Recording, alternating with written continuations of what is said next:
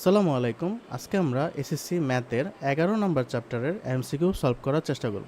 So এই চ্যাপ্টারের নাম যেহেতু অনুপাত সমানুপাত, তো প্রথম এমসিকিউটাই এই অনুপাত সমানুপাত থেকে আসছে। সো দুইটা অনুপাত দেওয়া আছে আমার কাছে, একটা হলো 4:5 আর একটা হলো n:l এর মান দেওয়া আছে 5:4। তো এটার জন্য আমার প্রথমটা এবং শেষটা অর্থাৎ m:l এর মান বের করতে হবে। সো এটা শুরুতেই চলো আমরা ম্যাথটা করা শুরু করি।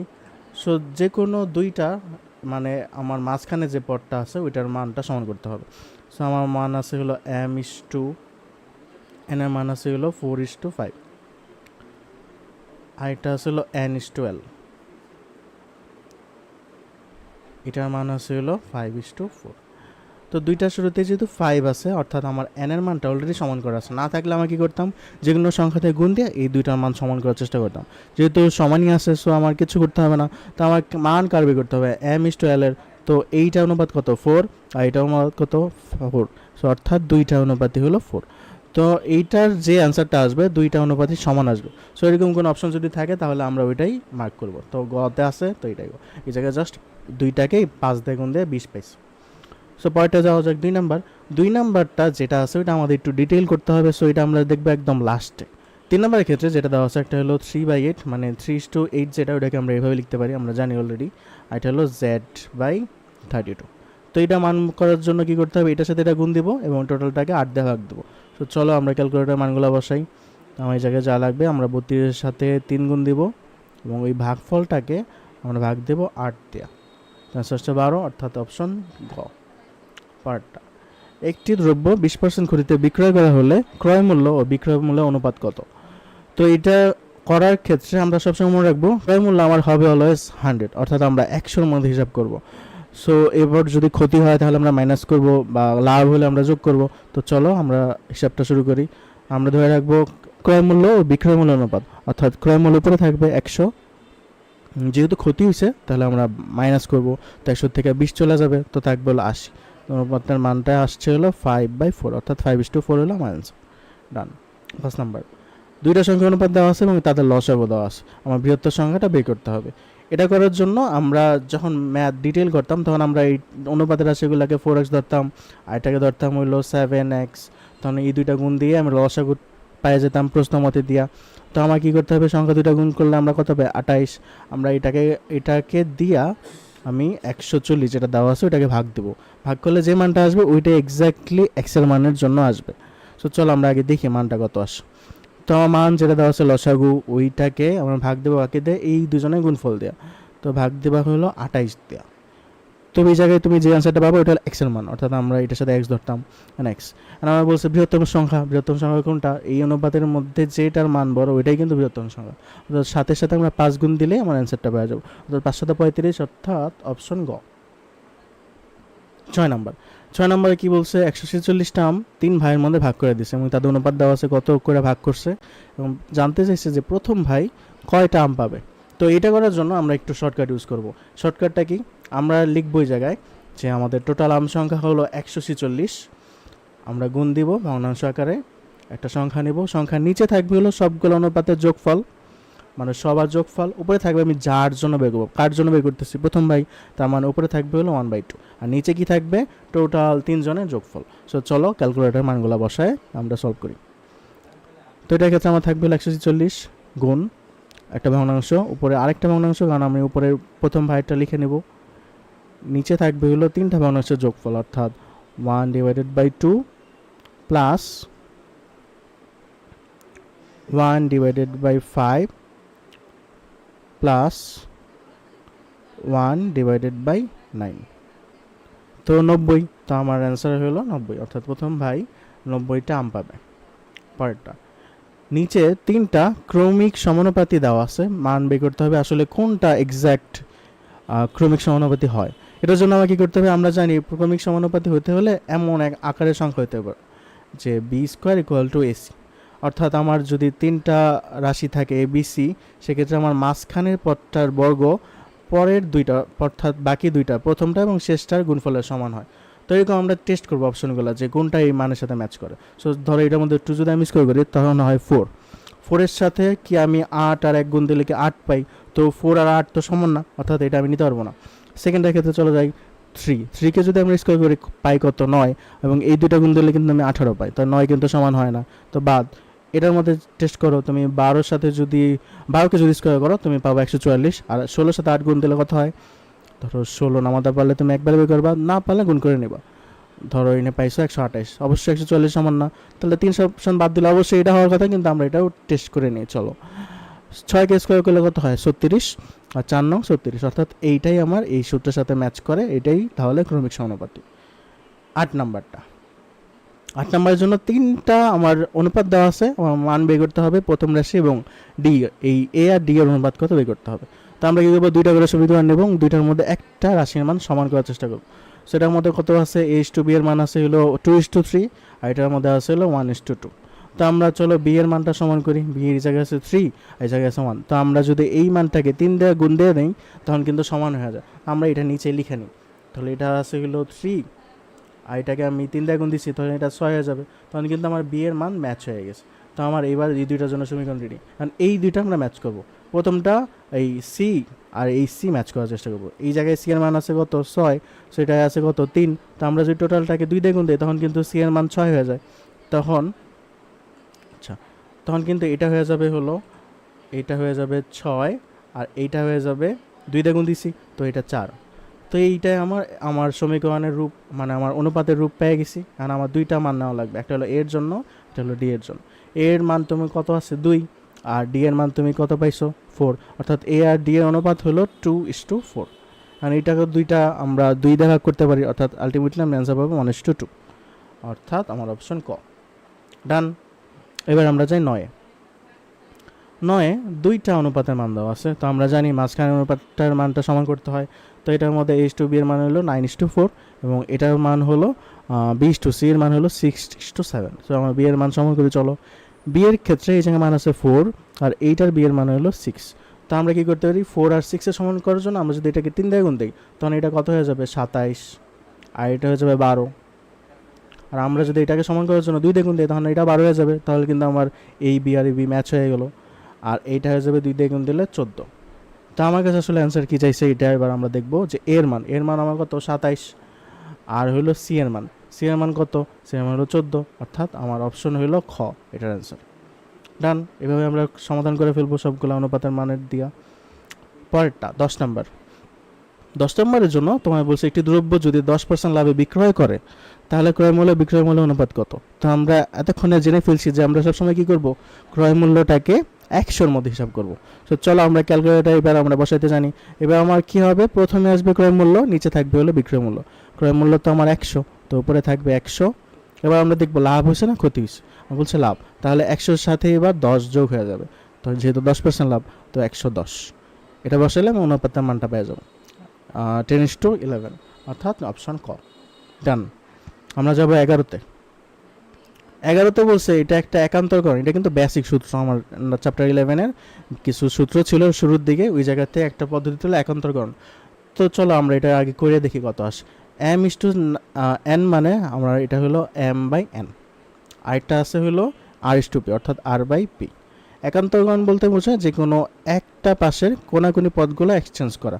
সো আমরা ধরো এই জায়গা থেকে যদি আমরা n আর r এক্সচেঞ্জ করি তাদের জায়গা, তো এই জায়গায় চলে আসবে r, আর এই জায়গায় চলে আসবে n/p। তখন আমরা যদি এদের অনুপাত আকারে লিখি তখন কি আসবে m/r, আরেকটা হলো n/p। তো চলো দেখি এর সাথে কোনোটা মিলে কিনা। হ্যাঁ, এইটা আমার অ্যান্সার। ডান।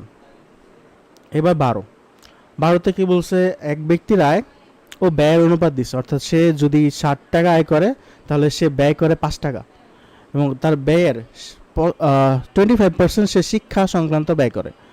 এবার তোমার কাছে জানতে চাইছে হলো ওই ব্যক্তির সঞ্চয় আয়ের শতকরা কত ভাগ, অর্থাৎ সে যে টাকাটা সঞ্চয় করতেছে সেটা তার আয়ের মধ্যে কত শতাংশ। তো এটা করার জন্য আমার দুইটা জিনিস জানতে হবে, এটা হলো তার আয় কত, আর এটা হলো তার ব্যয় কত। এটা তো আমার দেওয়া আছে অনুপাত আকারে। আরেকটা জিনিস জানতে হবে, সেটা হলো তার সঞ্চয় কত। তুমি একটা জিনিস লক্ষ্য করো, এই জায়গায় কিন্তু তোমার 60 টাকা আয় হচ্ছে এবং তুমি 5 টাকা ধরো ব্যয় করতেছো, তাহলে তোমার কি হলো, তুমি 60 টাকা আমি ইনকাম করছো মাইনাস করতেছো, তাই 5 টাকা তোমার চলে যেতেছে, তাহলে তোমার কাছে রয়েছে কত 2 টাকা, তাহলে তোমার সঞ্চয় কিন্তু 2 টাকা। তো তুমি এর মাধ্যমে জানতে পারলা যে তোমার সঞ্চয় হলো 2 টাকা। এখন তোমার কি করতে হবে, ওই ব্যক্তির সঞ্চয় আয়ের, আয়ের মধ্যে কত টাকা আমরা হিসাব করব। তো আমার সঞ্চয় হয়েছে 2 টাকা, কতর মধ্যে, আমার ইনকামের মধ্যে 7, অর্থাৎ আমার ইনকাম কিন্তু 60 টাকা। তো এটা আমরা কি করবো, শোধ করার জন্য 100 দিয়ে গুণ দেবো। এইটা যে অ্যান্সারটা আসবে ওইটাই আমার অ্যান্সার হওয়ার কথা। তো চলো ক্যালকুলেটর বসাই, ভগ্নাংশে বসাই 2 ডিভাইডেড বাই 7 ইন্টু 100%। তুমি যে পার্সেন্ট না দিলে অ্যান্সারটা পার্সেন্টে আসবে আসলে। তো চলো দেখি কত আসে, আসবো 28 পয়েন্ট। এটা দেওয়া বোঝায় পৌনঃপুনিক, মানে এটা রিপিট হতে থাকবে। সো আমার 28.57 এর কাছাকাছি অ্যান্সার থাকে, হ্যাঁ এই যে ক। সো ডান। এইবার ধরো 13 নম্বর, দুইটি সংখ্যার অনুপাত দেওয়া আছে, গসাগু দেওয়া আছে, লসাগু বের করতে হচ্ছে। এখন তোমার আরেকটা শর্টকাট, যদি তোমার লসাগু জানতে চায় তাহলে তুমি যে তোমার যে দুইটা সংখ্যা থাকবে বা গসাগু থাকবে ডিরেক্ট গুণ করে দেবা, ডিরেক্ট গুণ দিলে তুমি অ্যান্সারটা পেয়ে যাবা। সো মনে রাখবা লসাগু চাইলে এটা করতে হবে। তো চলো করি, 3 ইন্টু 5 ইন্টু 30, 450। সো ঘ তোমার অ্যান্সার শেষ। তাহলে এটা একটা শর্টকাট গেল। তুমি কীভাবে মনে রাখবা, সবগুলো গুণ দিলে তুমি লসাগু পেয়ে যাবে, গসাগু না কিন্তু। এইবার 14 নম্বর, গম ও ময়দা, গমে ময়দা ও ভুসির অনুপাত দেওয়া আছে। গমে ময়দা শতকরা পরিমাণ কত? তো গমে ময়দা ও ভুসির অনুপাত কিন্তু এটা। তো তোমার কাছে জানতে চাইছি কি গমে ময়দার অনুপাত কত। তোমার গম কতটুকু ছিল, গম কিন্তু তোমার 10-এর মধ্যে ছিল। তো তুমি টোটাল 10-এর মধ্যে হিসাব করবা। তো তোমার ছিল হইল 10-এর মধ্যে গমে ময়দার পরিমাণ, ময়দা কোনটা প্রথমটা, তো 7। তুমি এটার সাথে কি করবা, 100 দিয়ে গুণ দিবা, যেটা আসবে ওটাই তোমার অ্যান্সার। তো তুমি যাবা ক্যালকুলেটরে, তুমি ভাগ দিবা 7কে 10 দিয়া, এইটাকে তুমি 100 দিয়া গুণ দিবা, তোমার অ্যান্সার আসবে 70। অর্থাৎ এটা অ্যান্সার হলো 70% ময়দা। 10 কেন দিচ্ছি এটা তো বুঝছো, কারণ ওই যে অনুপাতের রাশিগুলো যোগফল করছি, কারণ টোটাল পরিমাণ আমার গমাই, এটা কিন্তু এই দুজনের যোগফল আসবে। পরেরটা 15 নম্বর, দুইটি সংখ্যার অনুপাত দেওয়া আছে, বর্গের সমষ্টি বর্গের অন্তরের অনুপাত কত? তো আমরা কি করবো, এই দুইটা সংখ্যাকে বর্গ আকারে যোগ করব এবং নিচে বর্গ আকারে মাইনাস করব, কারণ অন্তর মানে মাইনাস। তো চলো দেখি কত আসে। অংশ নিব, 7-এর স্কোয়ার করে যোগ করব প্লাস 5-এর স্কোয়ার করব, নিচে 7-এর স্কোয়ার মাইনাস 5-এর স্কোয়ার, আনসার আসছে 37/12 বা 37:12। তো গ আমার অ্যান্সার, আমার অ্যান্সার হলো ক, 37:12। এরপর একটি দ্রব্যের ক্রয় মূল্য বিক্রয় মূল্য দেওয়া আছে অনুপাত, আমার বের করতে হবে শতকরা লাভ কত। তো তুমি দেখো তোমার ক্রয় মূল্য ছিল 5 টাকা, তুমি বিক্রয় করছো কততে, 6 টাকাতে, অর্থাৎ তোমার কয় টাকা লাভ হলো, 1 টাকা। তো তুমি হিসাব করতেছো 1-এর মধ্যে, আমার কার মধ্যে তুমি হিসাব করো, অবশ্যই তোমার ক্রয় মূল্যের মধ্যে। তার মানে তুমি এইভাবে দিয়া এটার সাথে টোটাল 100 গুণ দিবা, তুমি পেয়ে যাবা তোমার আসলে শতকরা কত টাকা লাভ হয়েছে। তো চলো ক্যালকুলেটর বসাই। কী করছি আসলে বুঝতে পারছো নিশ্চয়ই, আমার লাভটা আগে বের করছি, কারণ লাভ জানতে চাইছে, কারণ এই যে 1 টাকা বেশি না, যে একটু বেশি ওটাই কিন্তু লাভ, কম হলে কিন্তু ক্ষতি। কার মধ্যে হিসাব করি আমরা সবসময়, ক্রয় মূল্যের মধ্যে, এই জন্য 5 দিচ্ছি, কারণ আমার বলছে ক্রয় মূল্য 5 মানে অনুপাতটা। তো আমরা এটা বসাই, 1/5 ইন্টু 100%, না দিলাম অ্যান্সারে চলে আসবে 20, অর্থাৎ আমার 20% লাভ হয়েছে। ডান। তো 17 নম্বর দেখো, একটি ত্রিভুজের 3টা কোণের অনুপাত দেওয়া আছে 2:3:5। আমার কাছে জানতে চাইছে যে বৃহত্তম কোণটি ক্ষুদ্রতম কোণের কত গুণ। তো এটা করার জন্য আমার কোনো ক্যালকুলেশন করার দরকার নেই। আমার দেখো এই জায়গায় অনুপাত রাশি হিসাবে ধরাই যায় যে 5 আমার বৃহত্তম কোণ, আর ক্ষুদ্রতম কোণ কত, 2। তো এটা অ্যান্সার আসবে অবশ্যই 5/2, কারণ বৃহত্তম কোণ যারে বলে সে উপরে থাকবে আর যার সাথে বলে সে নিচে থাকবে। ডান। দেখো 18 নম্বর, কোনো বর্গের বাহুর দৈর্ঘ্য 10% হ্রাস করা হয়েছে, অর্থাৎ কমানো হয়েছে, তার ক্ষেত্রফল শতকরা কত হ্রাস পায়, অবশ্যই হ্রাস পাওয়ার কথা। তো এটা করার জন্য আমরা একটা শর্টকাট অবলম্বন করব। শর্টকাটটা আসলে কি, সেটা হলো আমরা টোটালটা হিসাব করব 100-এর মধ্যে, মানে নিচে সূত্রের মধ্যে 100 থাকবে, এবং আমরা ধরে নেব আগের দৈর্ঘ্যটাও ছিল 100। তো আমার এইবার পরে যে দৈর্ঘ্যটা, এটা কি কিসে 10 হ্রাস পেয়েছে, অর্থাৎ মাইনাস হয়ে যাবে। তো আমার এটার জন্য মনে রাখবো যে আমরা করব কি, নিউ ক্ষেত্রফল, অবশ্যই ক্ষেত্রফল আছে কিন্তু মাইনাস ওল্ড ক্ষেত্রফল, এটা অবশ্যই অ্যান্সার পার্সেন্টে আসবে। আর নিউ ক্ষেত্রফল, তো এটা যেহেতু বর্গ, তো বর্গের ক্ষেত্রফলের সূত্র কি বাহু স্কোয়ার, তো আমরা কি করব 90 স্কোয়ার করবো, কারণ পরবর্তী যেহেতু আমার বলছে নিউ সূত্র অনুযায়ী নিউ মাইনাস কি ওল্ড, ওল্ড কত ছিল 100, সো ওল্ডও আমরা 100-এর স্কোয়ার করবো, নিচে থাকবে হলো 100। তো অ্যান্সার হচ্ছে -19। মাইনাস বলতে আমরা কি বুঝবো, যে এটা হ্রাস পাইছে, অর্থাৎ আমার অ্যান্সার হলো 19%। পরে এটি দ্রব্য 25/2% ক্ষতিতে বিক্রয় করলে বিক্রয় মূল্য ক্রয় মূল্যের অনুপাত কত, এটা জানতে চাইছি। তো আমরা এটা আগেও করছি যে আমরা ক্রয় মূল্য ধরে নেব 100-এর মধ্যে, তো আমার কি হয়েছে, জায়গায় ক্ষতি হয়েছে, তো আমরা কি করব আগে হিসাব করে রাখবো যে ক্ষতি কত হয়েছে আর মাইনাস কত হয়েছে। তো এটার জন্য আমরা ক্যালকুলেটরে চলে যাব, আমরা ক্রয় মূল্য নিচে থাকবে, তো আমরা নিচে দিয়ে নেব 100, আর উপরে থাকবে হলো বিক্রয় মূল্য, যেহেতু ক্ষতি হয়েছে এবার কিন্তু মাইনাস হবে 100 থেকে, তো 100 মাইনাস 25/2 অর্থাৎ 25 নিচে হইল 2, দেখো কত আসে 7/8, অর্থাৎ আমার অপশন ক অ্যান্সার। 20 নম্বর জন্য একটা মান দেওয়া আছে যে x/y এর মান হলো 2/3, অর্থাৎ x এর মান হলো 2 আর y এর মান হলো 3। এবার এটার জন্য আমার এই রাশিটার মান বের করতে হবে, তো আমরা মান তো পেয়ে গেছি, আমরা জাস্ট মানটা বসাবো এই জায়গায় ক্যালকুলেশনের জন্য, দেন আমরা মানটা পেয়ে যাব। তো এই জায়গায় আমার x এর মান কিন্তু 2, তো আমরা একটা ভগ্নাংশ নিব 6 × 2 প্লাস y কিন্তু আমার 3, তো 3 নিচে 3 × আমার x এর মান 2, তো 3 × 2 প্লাস 2 × y 2 × y এর মান 3, তো ডান আসছিল 5/4, অর্থাৎ আমার অপশন গ অ্যান্সার। তো 20 গেল। 21 নম্বর, দেখো 21 কিন্তু আমরা অলরেডি করে আসছি যে এটা হ্রাস পেলে কত হবে, বৃদ্ধি পেলে কত, সেম কিন্তু এবার কিন্তু দুইটা জিনিস হ্রাস বৃদ্ধি করতেছে, এটা হলো দৈর্ঘ্য হ্রাস বৃদ্ধি করতেছে আর প্রস্থ হ্রাস বৃদ্ধি করতেছে। আমার কিন্তু আগের দৈর্ঘ্য আমরা কিন্তু ধরে নেব কত 100-র মধ্যে, পরে আগের দৈর্ঘ্য ধরে নেব কত প্রস্থ 100-র মধ্যে, এবার হ্রাস পাইলে মাইনাস করবো, বৃদ্ধি পাইলে প্লাস করে নতুনটা আমরা এই সূত্র দিয়ে করবো। তো চলো আগে সূত্রে বসায় ফেলি। এবার কিন্তু ক্ষেত্রফল আয়তক্ষেত্রের জন্য, আয়তক্ষেত্রের ক্ষেত্রফলের সূত্র কিন্তু স্কোয়ার হবে, মানে দৈর্ঘ্য ইন্টু প্রস্থ। তো চলো নিচে থাকবে হলো 100, আর উপরে আমরা একবারে ক্যালকুলেশন করে নিই। চলো আমরা যদি এটা বৃদ্ধি পাইলে এটা কত হয়ে যাবে, এটা হয়ে যাবে 110, আর এইটা হ্রাস পাবে তার মানে কিন্তু এটা হয়ে যাবে 90। তো এই দুইটা গুণ দিয়ে নেব,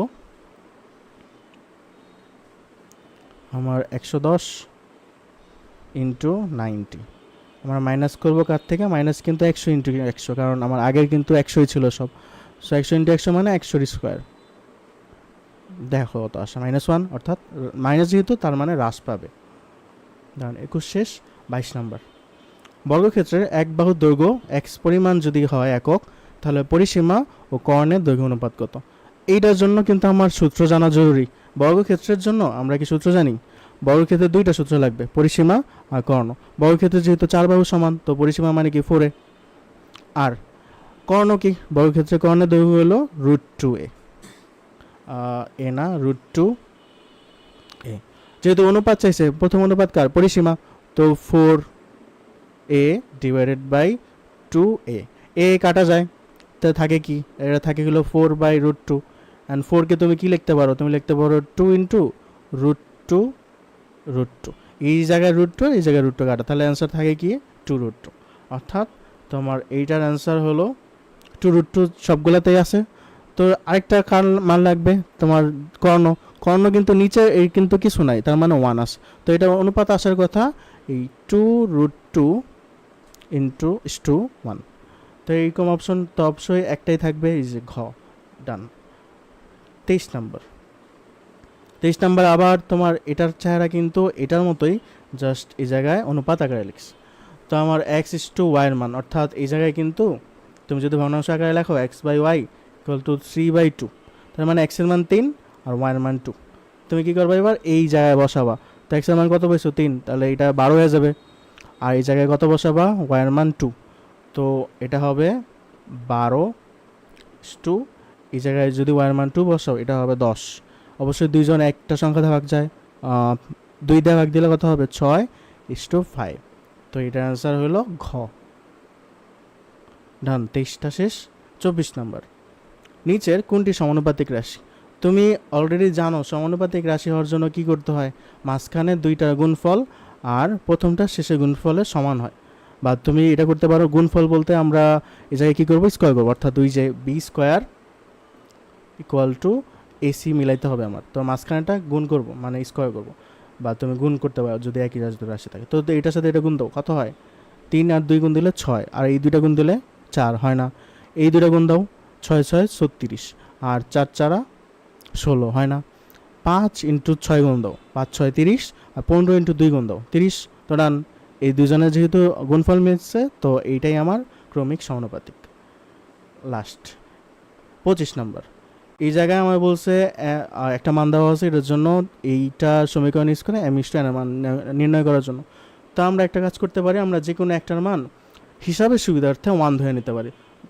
সাপোজ আমরা ধরলাম এই জায়গায় এন এর মানটা 1, তো চলো এইটা তাহলে সমীকরণটা কী হয়ে যাবে, এটা যাবে 3m plus 1 divided by n minus, আচ্ছা n এর মানই তো 1 ধরছে, তো এটা আসবে 1 মাইনাস m।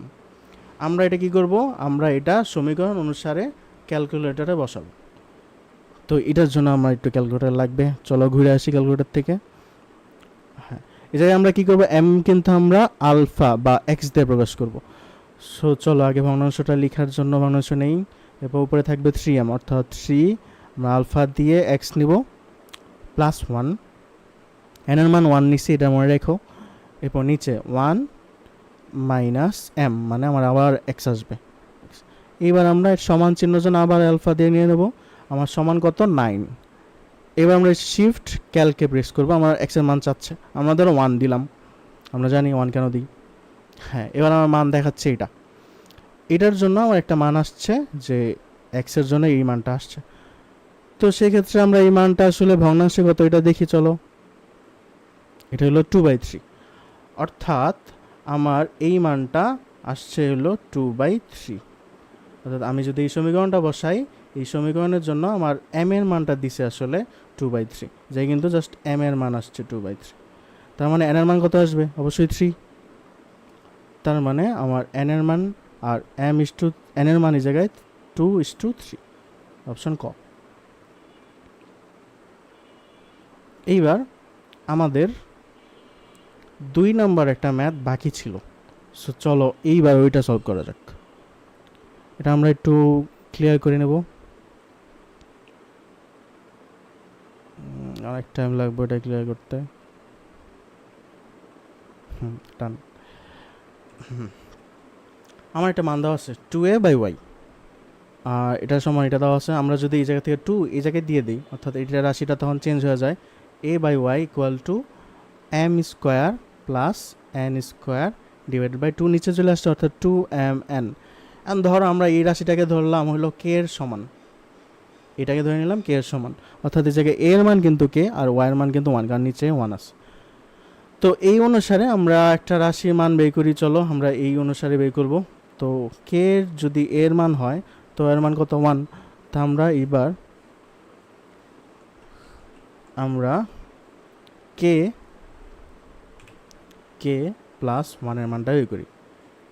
k প্লাস 1 এর মান কি হবে, এটা কিন্তু এটার মান, কারণ আমি যেহেতু ওর মান সমান ধরছি তার মানে k এটার মানের সমান। এবার আমরা কি করতেছি, প্লাস 1 করতেছি, প্লাস 1 মানে বোঝায় এই চ্যাপ্টারের জন্য যে যোজন করা, সো আমরা যোজন করতেছি, মানে উপরে যা আছে তা থাকবে, নিচেরটা উপরে এসে যোগ হবে। তো m square plus n square plus 2mn, নিচে কি থাকবে যা ছিল তাই। এখন এটার জন্য আমরা এই যে একটা মাইনাসের মান লাগে, এটা প্লাসের মান লাগে, এটার জন্য আমরা আবার মাইনাস করে নেব, অর্থাৎ আমরা এবার বিয়োজন করতেছি। বিয়োজনের ক্ষেত্রে কী হবে, সেম রাশি আসবে, জাস্ট উপরে মাইনাস আসবে। So minus 2mn divide by 2mn, done. আমরা দুইটা রাশির মান পাই গেছি। আর আমরা কী করব, এই আকারে লেখার চেষ্টা করব। চলো লিখি, আমার উপরেরটা লাগবে হলো মাইনাসেরটা, সো এই মাইনাসেরটা আমরা লিখব। এই মাইনাসটা কি সূত্রের সাহায্যে ম্যাচ করা যায় না, মানে সূত্রের সাথে ম্যাচ করা যায় না, এটা কার সূত্র, এটা যদি a হয় এটা যদি b হয় তাহলে a square minus 2ab plus b square, অর্থাৎ আমি এটা লিখতে পারি m minus n whole square. আর নিচের পদটাকে সেম দেখো, এটাও প্লাসের সূত্র যায়, তো আমরা ওরেও লিখতে পারি m plus n whole square. তো স্কোয়ার আর রুট কাটা যায়, এটা নিশ্চয়ই আমরা জানি কেন কাটা যায়, কারণ রুটের মান হাফ আর স্কোয়ার মানে 2, হাফ আর 2 কাটা যায় এভাবে।